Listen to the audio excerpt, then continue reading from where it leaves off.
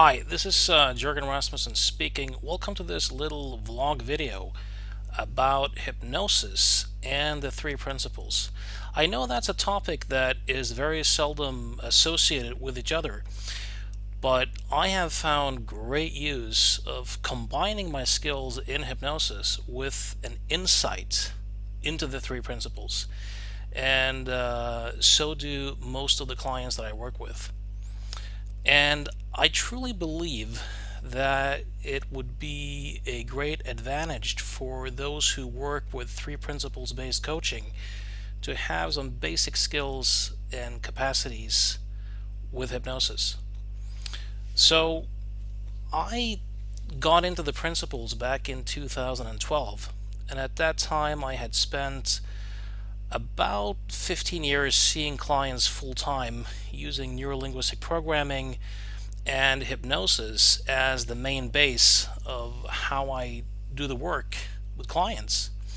And the main change for me since discovering the principles have been to use formats, hypnotic phenomena, and techniques not so much in an attempt to help people directly change, but to use them as tools, as experiences to help people gain insights and to really see the connection between their thinking and their feeling and the transitory nature of the experiences that do emerge in consciousness. So I'll give you an example of this. Back in the year 2000, I saw a young man who came in with a fear of heights, a very severe fear. And he worked as a phone technician, so he was one of those guys who would climb up the poles to fix stuff. So this was obviously a very unfortunate combination for him. He would either have to shift the fear or get a new job. So I had a hunch on the phone that he might be a little bit difficult to work with at the time. So I had him bring his climbing shoes because I happened to have one of those foam poles outside of my first office. So once it was inside the office, I tried to evoke the fear states in both direct and indirect ways and was not successful. And I even asked him, I tried to get him to see, is this the heights or is it your thinking about the heights that's creating the fear response? And he wouldn't budge. He just shot back. Of course it's the heights. Hadn't been for the heights, I wouldn't have had the fear response. So I took him outside. I asked him to put his climbing shoes on, and I demanded that he do a climb to demonstrate that he actually had the problem. Now I could see his state shift immediately as soon as he agreed to do the task. And standing on the ground before he actually started climbing, I asked him on a scale from 1 to 10, how strong is that fear response? And if my memory serves me correctly, the number was 4. So up he went, he started climbing, and when he reached the top, he was at a 9. So he was really scared. And then I told him, you can come down now. And after a couple of seconds, I stopped him and I said, now where are you at? And now he said, 2, maybe a 1, because I know that I'm going down. So he came all the way down, and I stopped him. I looked at him very, very intensely, and I said to him, dude, you were at a 4, standing on the ground, thinking about heights. And you were at a 2 or a 1, almost at the top, because you had different thinking. How on earth could it be the heights?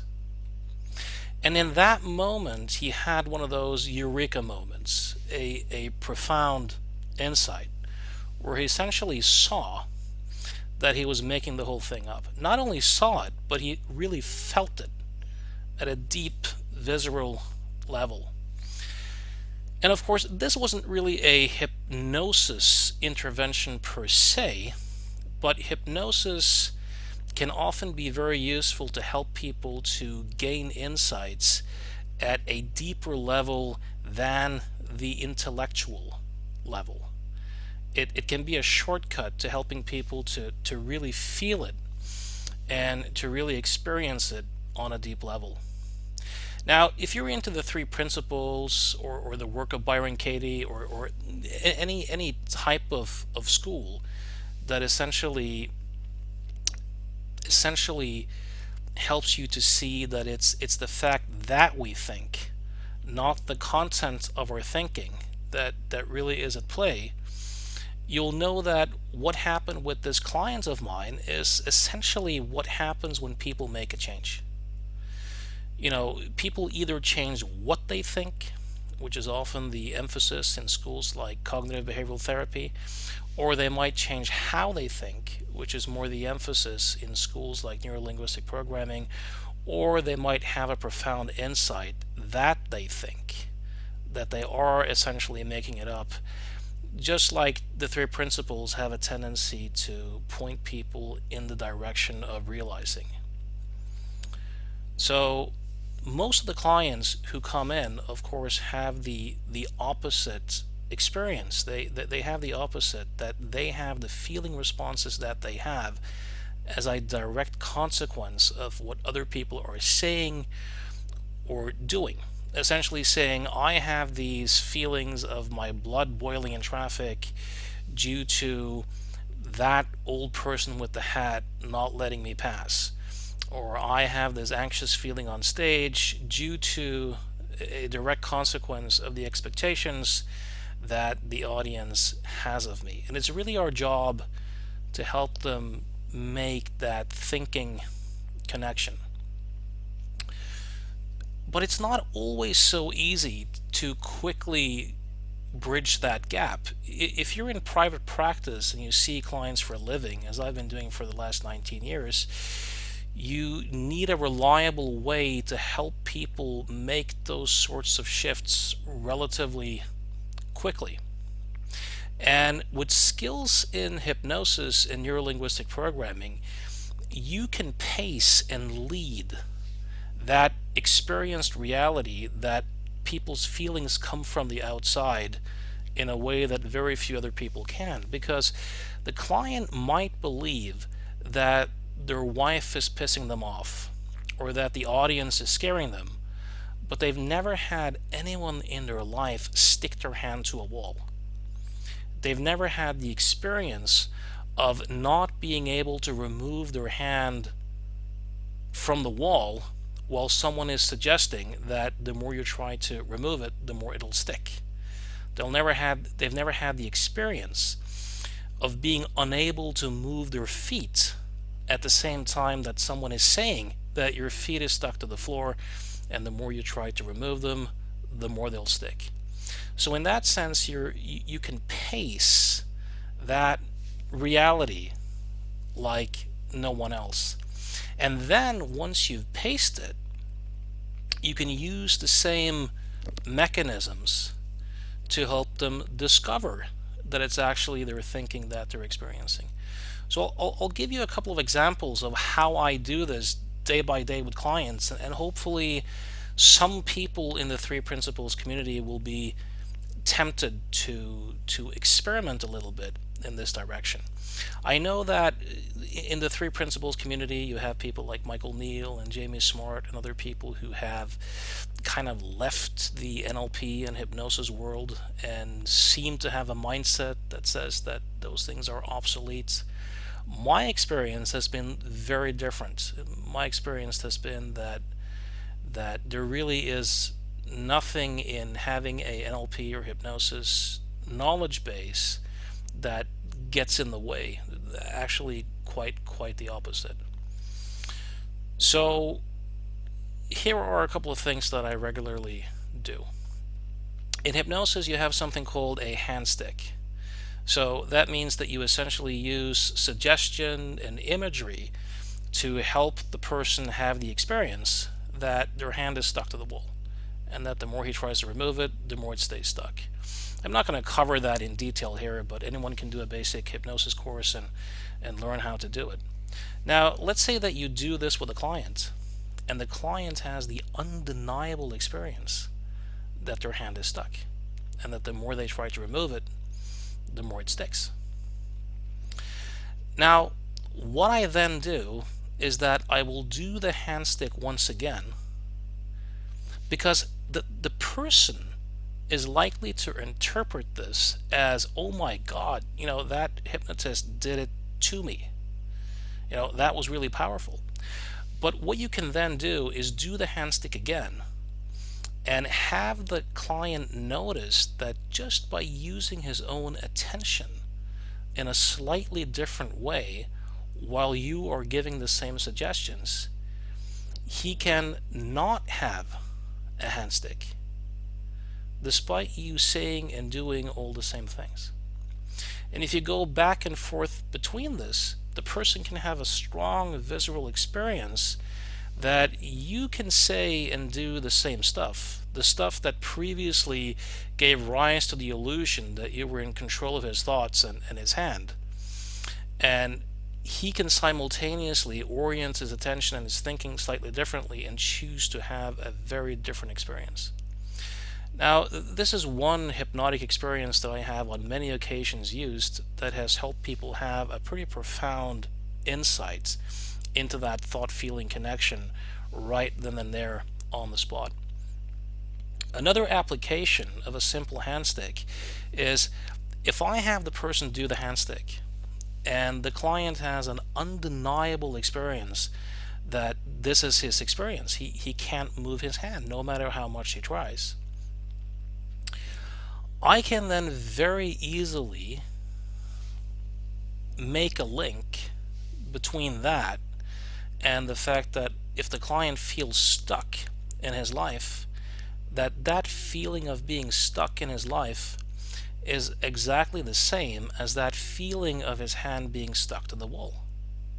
That the feeling of being stuck really has nothing to do with options or opportunities in the world. It has to do with stuck thinking. I can help the person discover that the stuck hand is the result of thinking without knowing that you're thinking. So when you think automatically that the hand is stuck and you forget that you're doing it, your felt experience is that of a stuck hand, and it gives rise to the illusion that the hypnotist and his words is creating the experience.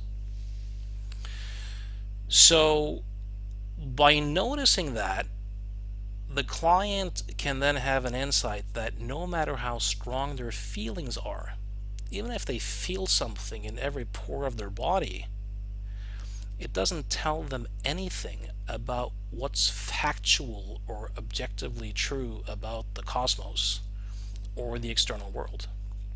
It only tells them how strongly they've bought into their own thinking and to what extent that they've forgotten that it's a thought. To that extent, it will seem like reality. So I have had numerous clients who have had a conviction that because they feel something so strongly, there has to be something to it. And by guiding them through an experience like this, where they feel so strongly that the hand is stuck, can help them realize that that very strong feeling only tells them and gives them feedback about the buy-in from their own thinking. If the client has a partial response, meaning that the hand is kind of stuck, but he also knows that he can remove it, or it initially feels stuck, but then he's able to remove it, you can very easily use that experience to help him or her see that first the hand felt stuck due to him automatically thinking that it's stuck and forgetting that it's a thought. But as soon as his thinking changed, the feelings changed and the whole experience changed. And you can help make a bridge between that and knowing that no matter how deeply absorbed you get into some sort of thought-generated experience, that as soon as your thinking changes, your feeling changes, and that there are always new thoughts coming true. Now, let's say that the client doesn't respond at all. He just removes his hand. So he's either not been listening or engaging with the experiment at all, which you then can point out that, okay, no matter what someone says, even if you paid them, you have the choice to not take it too seriously. But if the client has actually engaged with it, and they say, yes, I was thinking alongside what you were saying, but I could still remove my hand, you can then help the client make the connection that even if they believe in you and they pay you and they accept your role as the hypnotist, in the relationship, and they're thinking alongside what you're describing, as long as they know that it's a thought, they're not going to respond emotionally in that way. That as long as they know that they're thinking, they completely have the choice to not have the experience, and that they only have the experience to the extent that they forget that they're thinking. So these are very useful tools to help someone have a visceral, felt experience of that thinking, feeling connection. So I hope this was useful. I hope that it can inspire some people to perhaps look into hypnosis a little bit. I've seen quite a few threads on Facebook where a lot of people seem very dismissive of hypnosis in Three Principles communities, and perhaps this can be a useful correction to that. So if you have any comments, questions, any feedback on this, feel free to post it wherever you actually found this video clip. Okay, enjoy. Thanks.